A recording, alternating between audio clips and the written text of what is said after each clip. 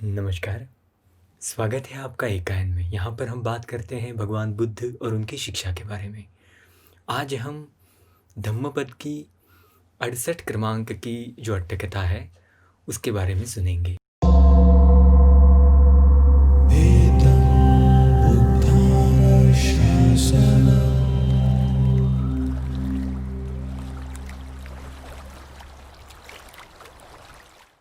ये जो कथा है वो घटित होती है जब भगवान वेणुवन में राजगृह में विहार कर रहे थे, निवास कर रहे थे।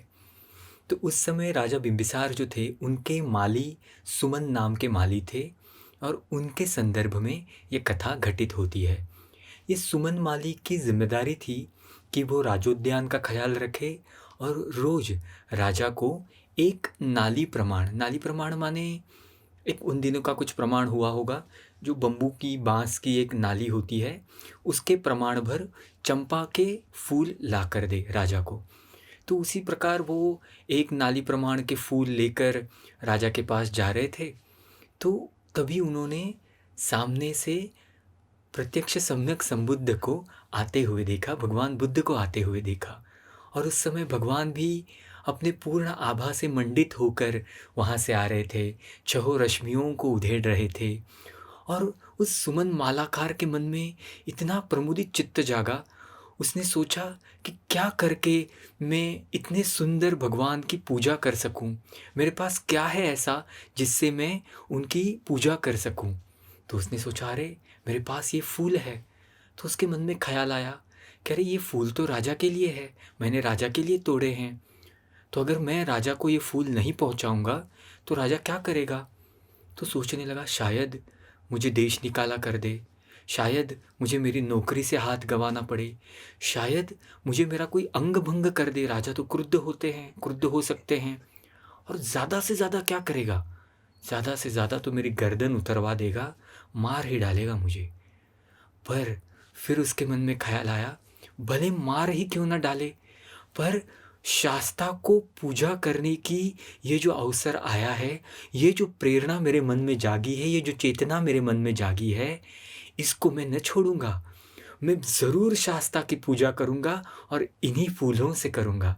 तो यूं मन में बहुत प्रमुदितता लिए हुए, बहुत प्रसन्न चित्त से वो भगवान के समीप जाते हैं और एक मुट्ठी फूल उनके ऊपर उधेड़ देते हैं। तो यूँ वर्णन मिलता है हमें अट्टकथा में कि वो फूल उनके भगवान के ऊपर जैसे कोई एक मंडप छाया हो, कोई एक चांदवा छाया हो, उस प्रकार उनके ऊपर जाकर स्थिर होते हैं।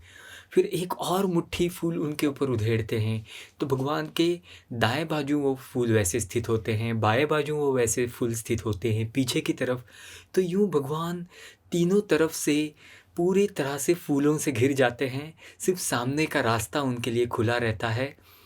तो क्योंकि बहुत प्रफुल्ल चित्त से, बहुत ही प्रमुदित चित्त से कृत्य किया हुआ है, प्रसन्न चित्त से ये कृत्य किया हुआ है, इसलिए फूल भगवान के ऊपर से झड़ नहीं जाते, गिर नहीं जाते, बस वो वहीं टिक जाते हैं, जैसे हवा में ही स्थिर हैं और चलायमान हैं। जैसे भगवान आगे बढ़ रहे हैं वो फूल भी आगे बढ़ रहे हैं। तो सभी लोग इसे देखकर बड़े ही आश्चर्यचकित होते हैं। भगवान की आभा जो है वही एक बहुत प्रभावशाली आभा उस दिन वो उन्होंने फैलाई हुई होती है। तो खूब लाभ सत्कार कर रहे हैं गांव के। ऐसे कहा गया है कि राजगीर के सारे घरों में से लोग बाहर आकर भिक्षाटन हेतु भिक्षा लेकर खड़े होते हैं कि हम भी भिक्षा परोसें। तो यूँ एक ही कोलाहल मचता है। और आगे बात ऐसी बढ़ती है कि ये बात चलते चलते सुमन मालाकार की जो पत्नी है उस तक जा पहुंचती है और उसको समझ में आता है कि अरे रोज ये मेरा पति राजा को फूल पहुंचाता है और उससे 8 करशासन उपहार स्वरूप पाता है, लेकिन आज तो देखो इसने क्या किया। आज तो उसने सारे फूल इस भगवान बुद्ध के ऊपर उधेड़ डाले। अब पता नहीं राजा क्रुद्ध हो जाएगा, उसे मार देगा और शायद पूरे परिवार का ही नाश कर दे। तो उसे तो डर लगता है, मूर्ख स्त्री होगी, उसमें श्रद्धा नहीं। तो अपने बच्चों को साथ ले दौड़ी भागी सी राजगृह में जाती है, राजा के महल जाती है और राजा से मिलने की विनती करती है। और राजा को मिलकर, राजा बिंबिसार को मिलकर ये कहती है, देखो मेरे पति ने तो ऐसा ऐसी मूर्खता की है, लेकिन आप समझ लीजिए इसमें मेरा कोई हाथ नहीं, ना ही मेरे बच्चों का ही कोई हाथ है, ये तो उस मेरे पति की मूर्खता है, आपको जो भी दंड देना है उसको दीजिए, मैं उससे अलग हो चुकी। तो यूँ अपनी जान की रक्षा करती है, यूँ अपने परिवार की रक्षा करने की सोचती है, अपने सम्मान की रक्षा करने की सोचती है, नहीं जाना है उसे। राजा भी सोचता है, राजा तो बिंबिसार है, पहले जो मुक्ति की अवस्था है सोतापन्न की उसको प्राप्त है, तो सोचता है कैसी मूर्ख स्त्री है, वो समझ नहीं पा रही कि उसने उसके पति ने कितना महान पुण्य अर्जित किया है और ये मेरे पास आकर खुद की जान बचाना चाहती है।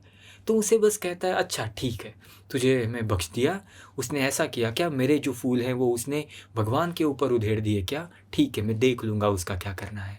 यूँ उसे कहकर उसे निकालता है, उससे छुटकारा पाता है और प्रत्यक्ष राजा स्वयं भगवान सम्यक संबुद्ध के सामने जाता है और भगवान को अपने पास खाने के लिए न्योता देता है। भगवान भी आते हैं और अक्सर वो राजमहल के अंदर बुलाकर उनको खाना खिलवाता था राजा, पर भगवान आने से मना करते हैं। तो राजांगण में ही जो उनका उद्यान है, उसी उद्यान में वो तुरंत एक मंडप बनवाकर वहीं पर भगवान को खाना परोसने की व्यवस्था करता है। ऐसा क्यों करते हैं भगवान? तो उन्हें पता है कि अभी जो कुछ होने वाला है वो बहुतों के हित के लिए होने वाला है, तो सब लोग इसको देखें, इसलिए कई सारे लोग वहाँ इकट्ठा होते हैं। राजा भगवान को खाना परोसता है, भिक्षु संघ को खाना परोसता है। भगवान खाना खाने के बाद देसना देते हैं। ये देसना बहुतों के काम आती है और इतना सब करके भगवान अपने जो विहार है वहाँ पर चले जाते हैं, वेणुवन में चले जाते हैं। उसके बाद राजा सुमन मालाकार को भी बुलाता है और पूछता है, हे मालाकार, क्या आज तूने मेरे लिए फूल नहीं लाए, नाली भर के फूल नहीं लाए?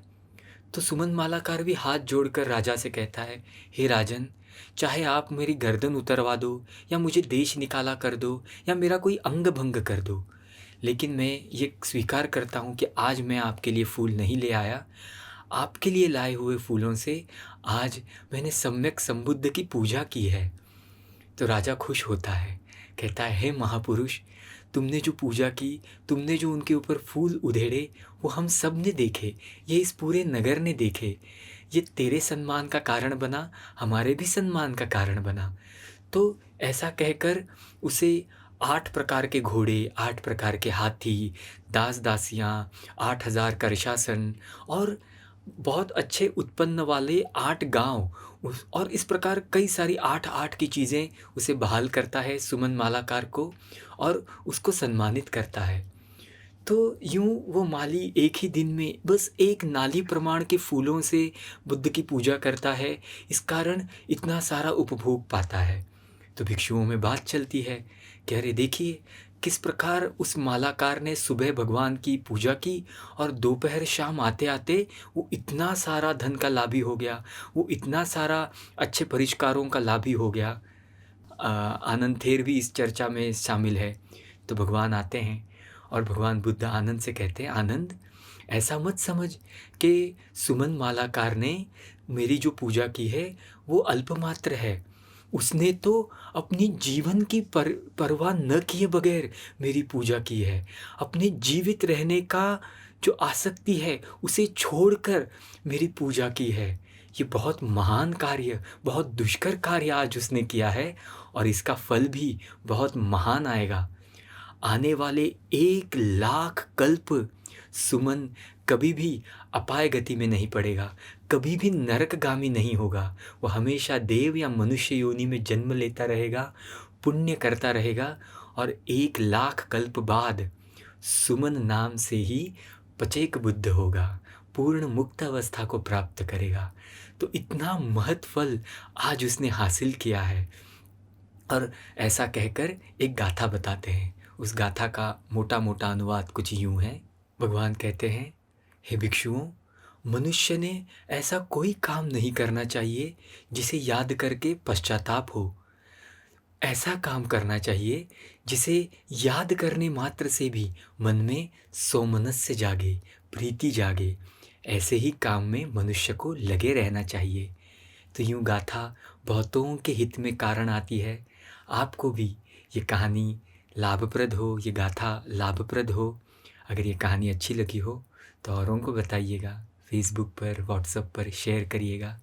ऐसे ही कहानियाँ सुनने के लिए हमें सब्सक्राइब करें, चैनल को बेल आइकन भी दबाएं। मिलते रहेंगे। धन्यवाद।